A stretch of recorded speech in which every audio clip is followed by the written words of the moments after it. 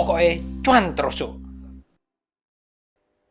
Bitcoin akhirnya breakdown dari garis trendline di konten sebelumnya yang sudah saya bikin. Ini adalah konten lanjutannya, kemana kira-kira arah pergerakan Bitcoin dan market crypto secara umumnya secara teknikal. Tapi perlu teman-teman juga update terus berita-berita yang mungkin muncul dari dunia kripto yang akan sangat mempengaruhi pergerakan harga kripto dan Bitcoin.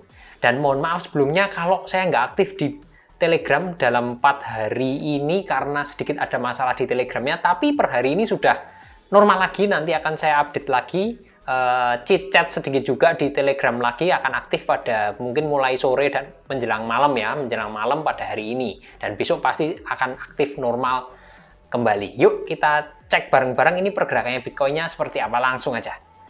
Oke, kita akan lihat dulu di time frame bulanan monthly untuk BTC USDT-nya.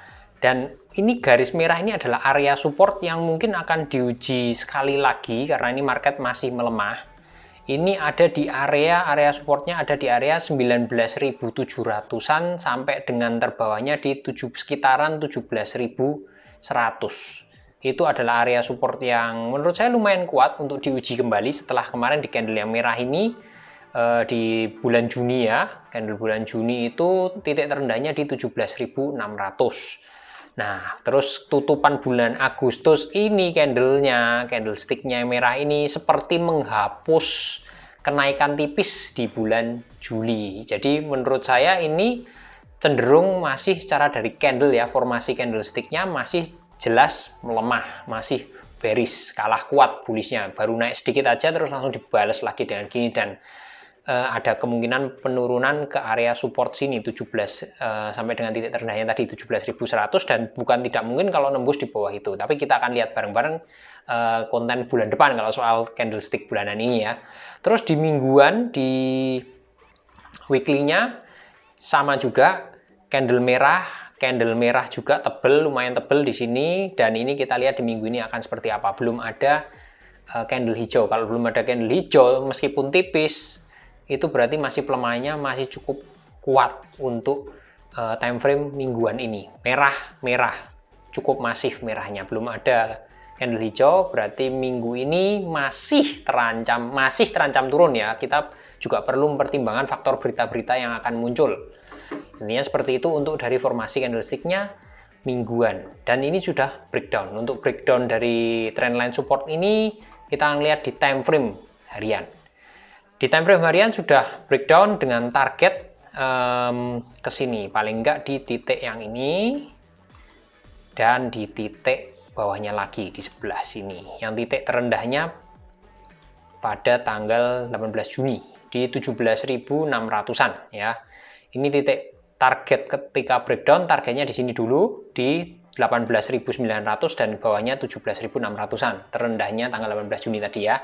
Itu dari segi target supportnya, karena ini masih melemah menurut saya. Cuman sekarang di sisi yang positif, kita akan bahas sisi positif di time frame harian ini. Ada kemungkinan ya, peluang pembalikan arah dari area ini.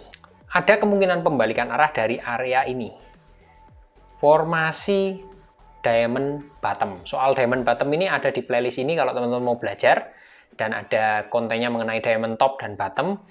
Ada potensi pembentukan diamond bottom. Butuh konfirmasi. Ini belum pasti sebuah diamond bottom yang merupakan pola pembalikan arah. Ya, tapi perlu konfirmasi kalau breakout ke atas ya. Intinya seperti itu. Dan ini kalau misalnya terjadi diamond bottom, maka ada peluang kenaikan setidaknya hingga ke area ini lagi, atau titik tertingginya, atau bisa dibilang jangan titik tertinggi, areanya adalah ini lagi, menguji area ini di kisaran 21.700 sampai dengan 22.250, dengan kemarin titik-titik yang terreject ini upper shadow-nya itu di area sekitaran di atas 21.600, antara range 21.600 21.900 itu udah reject turun lagi ya.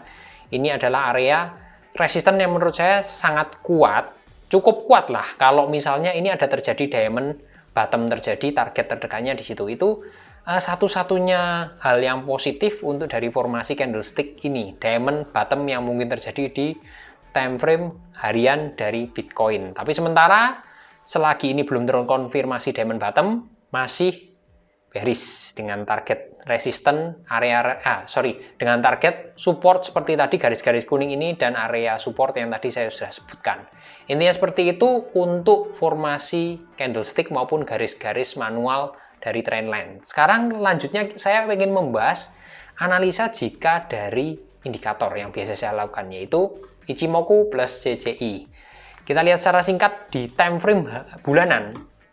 Untuk pertama kalinya terjadi dead cross, berita buruk. Dead cross di Tenkan dan Kijun ini kalau terjadi di bulanan ya lumayan powerful ya biasanya ya. Itu untuk time frame bulanan di Ichimoku ini baru kejadian sekali ini ada sinyal bearish. Sementara kalau dari Kumo yang masih hijau, terus span A, span B, terus Chikou span itu semuanya masih bullish. Tapi dead cross ini udah suatu pertanda kalau marketnya mulai masuk bearish dari, meskipun skalanya mungkin belum terlalu dominan. Lanjut di time frame mingguan. Ya, di time frame mingguan itu masih sama dengan yang sebelumnya. Posisinya kalau kita lihat dari Kumonya, ini prediksi Kumonya masih merah tebal. Masih dead cross antara Tenkan dan Kijun, Chikou span di bawah candlestick, CCI 50 masih di dasar di bawah minus 100 yang artinya istilahnya area bandar atau area memang sudah sangat oversold ya. Intinya seperti itu. Dan kita akan nunggu di CCI 50 sampai terjadinya divergence positif. Soal divergence positif ada di sini ya. Supaya ada sinyal pembalikan arah setidaknya tipis-tipis. Itu dari time frame weekly, Ichimoku dan CCI 50 masih nggak bagus, masih bearish juga. Cuman di daily, jadi ini memperkuat dari formasi candlestick yang tadi ya, ada kemungkinan formasi diamond bottom terjadi yang dikonfirmasi dengan ini. Yang dikonfirmasi dengan yang pertama adalah ini, CCI 50 di sini. CCI 50-nya itu kalau teman-teman lihat di sini, terus saya bandingin dengan ini, maka ini sudah ada indikasi divergence positif ya. Soal divergence positif, ini ada hal yang positif. Plus dari Ichimoku-nya meskipun masih dead cross, merah di atas biru, Chikou span juga masih di bawah candlestick, yang artinya masih bearish. Cuman di Kumo ini udah mulai hijau. Meskipun di sini sudah ada tanda merah kembali, yang artinya apa? Sebetulnya ini adalah area sideway menurut Ichimoku, pertanda sideway. Cuman kalau teman-teman lihat saya buat putar ulang seperti ini, saya setting ke belakang. Kalau teman-teman lihat nanti ya, ketika sudah mulai muncul Kumo hijau dan dibarengin dengan penembusan dengan volume tinggi, teman-teman akan melihat kurang lebihnya seperti ini. Cek ya.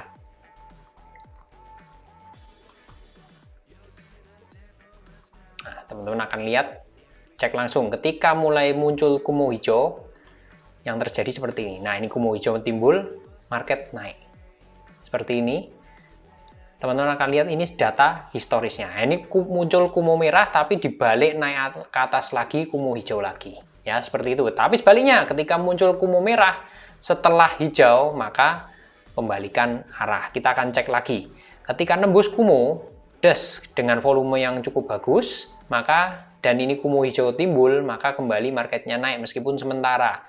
Kembali ketika ini prediksinya turun merah dan dilanjutkan dengan penembusan Kumo, maka yang terjadi prediksinya valid. Nah, ini kita tunggu di bagian terakhir ini.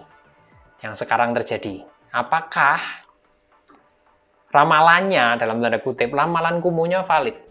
Ini baru valid setelah, kalau kita lihat sejarahnya sebelumnya ya, ketika ini terjadi ramalan Kumo hijau ini, meskipun ini sudah mulai muncul merah ya, kalau udah mulai hijau ini muncul di depan, dan tadi ya saya gabungin dengan analisa tadi yang diamond diamond bottom, terus terjadi pembalikan arahnya menembus Kumo. Jadi ini Kumo sementara saat ini ada di area titik tertingginya di span A ini di 22.664.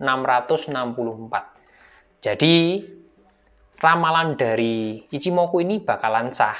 Diamond bottom tadi bakalan lebih sah, lebih bagus, dan pembalikan arah sementara bakalan lebih sah kalau harga dari Bitcoin bisa melebihi 22.664. Bukan melebihin tapi close candle ya, di minimal di time frame daily.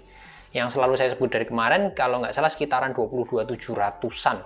22.700-an, 23 lebih bagus di daerah situ. Nembus, volumenya tinggi, maka akan terjadi pembalikan arah yang lumayan signifikan ya. Bahkan tidak mungkin sampai dengan 27.000 atau bahkan 30.000. Teman-teman bisa lihat di situ. Tapi ketika nggak nembus, ya siap-siap yang di time frame besar tadi kejadian kenyataan bearish dan turun lebih dalam dengan area pasti di bawah 19.000 targetnya minimalnya. Gitu untuk pergerakan Bitcoin-nya. Sementara untuk BTC DOM, untuk mengukur altcoin gimana? Masih sama dengan konten-konten sebelumnya menurut saya. BTC DOM cenderung masih melemah menurut saya ya. Dengan kumunya merah, masih merah besar, terus nggak ada perubahan sih. Area support ini bakalan menurut saya akan diuji lagi. Menurut analisa saya ya, bisa salah. Diuji lagi kemungkinan akan melemah, dan lebih bagus lagi kalau break dari area support ini, maka penurunannya akan lumayan signifikan dan menguntungkan altcoin. Intinya seperti itu. Dan kalau kita lihat dari market cap di sini, market cap-nya BTC DOM ini sudah berada di bawah, sudah lama ya, di bawah ini, dan masih berpotensi menurun hingga targetnya ke garis merah ini. Alias kalau dari market cap yang sekarang itu masih ada potensi penurunan hingga 5%. 5% di market cap BTC DOM, otomatis targetnya di harga BTC DOM ini pasti di bawah area biru ini. Dan ini amat sangat menguntungkan altcoin. Dan pilihan altcoin bagi saya masih sama juga dengan konten sebelumnya. ETH itu jelas.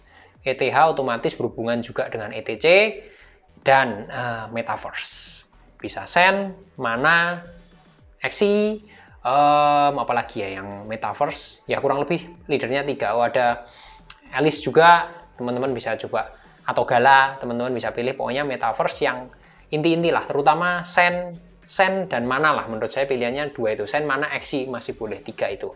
Itu Metaverse karena saya lihat dari kemarin waktu semua pada berterbangan, Metaverse 3 itu terutama itu belum banyak berubah. Kalau ada pembalikan arah, bisa utamakan Metaverse. Dan mudah-mudahan bermanfaat. Salam cuan-cuan.